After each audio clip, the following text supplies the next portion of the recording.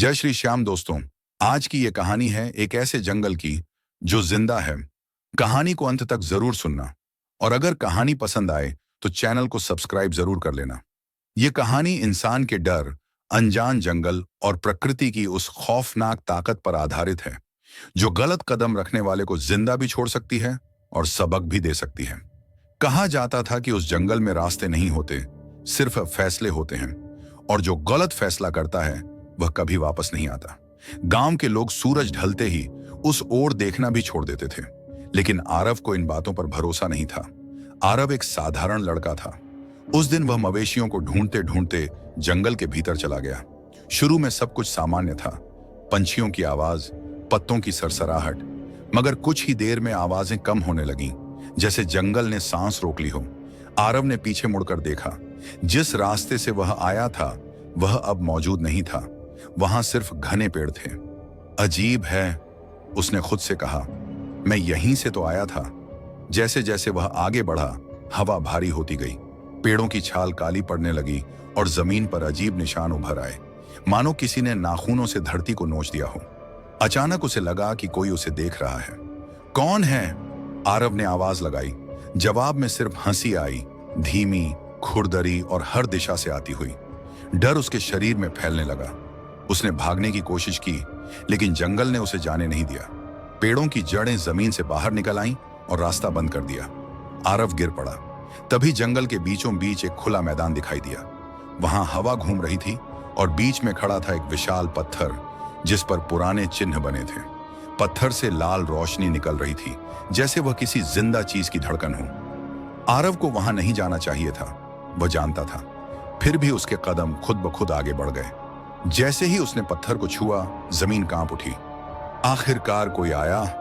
यह आवाज किसी इंसान की नहीं थी, यह सीधे उसके दिमाग में गूंज रही थी। कौन हो तुम? आरव की आवाज कांप रही थी। मैं इस जंगल की आत्मा हूं, आवाज बोली, और तूने मेरी नींद तोड़ी है। चारों ओर से साए उभरने लगे, आधे इंसान, आधे जानवर। उनकी आंखों में भूख थी और उनके शरीर धुएं से बने थे। ये सब कौन है? आरव चिल्लाया। ये वो हैं जो कभी इस जंगल से भागना चाहते थे, आत्मा ने कहा। अब ये मेरा हिस्सा है। आरव को समझ आ गया, ये जंगल सिर्फ पेड़ों का नहीं था, ये एक जेल था और वह कैदी चुनता था। मुझे जाने दो, आरव ने हाथ जोड़ते हुए कहा। मैं वापस नहीं आऊंगा।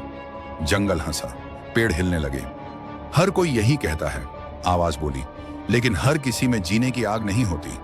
अचानक एक साया आरव की ओर झपटा। आरव ने पत्थर उठाकर वार किया। साया चीखता हुआ धुएं में बदल गया। बाकी साए पीछे हट गए। जंगल चुप हो गया। दिलचस्प, आत्मा ने कहा, तू डर के बावजूद लड़ा। जमीन पर एक जलता हुआ निशान उभर आया जो आरव के हाथ पर आकर रुक गया। उसका शरीर जलने लगा, लेकिन वह गिरा नहीं। अब तू मेरा बोझ उठाएगा, जंगल बोला, या फिर मेरा रक्षक बनेगा। आरव की आंखों में आंसू थे, लेकिन उसकी आवाज मजबूत थी। अगर किसी को इस जंगल में मरना नहीं चाहिए तो मैं रक्षक बनूंगा। तेज हवा चली, साए चीखते हुए जमीन में समा गए। पेड़ों का रंग बदलने लगा, काली छाल हरी होने लगी। सुबह हुई। गांव वाले आरव को जंगल के बाहर बेहोश मिले। वह जिंदा था, लेकिन बदला हुआ। उसकी आंखों में अब डर नहीं था, बल्कि गहराई थी। जब किसी ने पूछा, अंदर क्या है, आरव ने सिर्फ इतना कहा, जंगल जिंदा है और अब वो देख रहा है।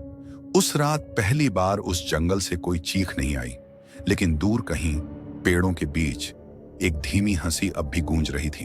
मेरे प्यारे दोस्तों, अगर आपको यह कहानी अच्छी लगी हो तो वीडियो को लाइक जरूर करें, चैनल को सब्सक्राइब करें, क्योंकि भाग 2 और भी ज्यादा खतरनाक और रोमांचक होने वाला है।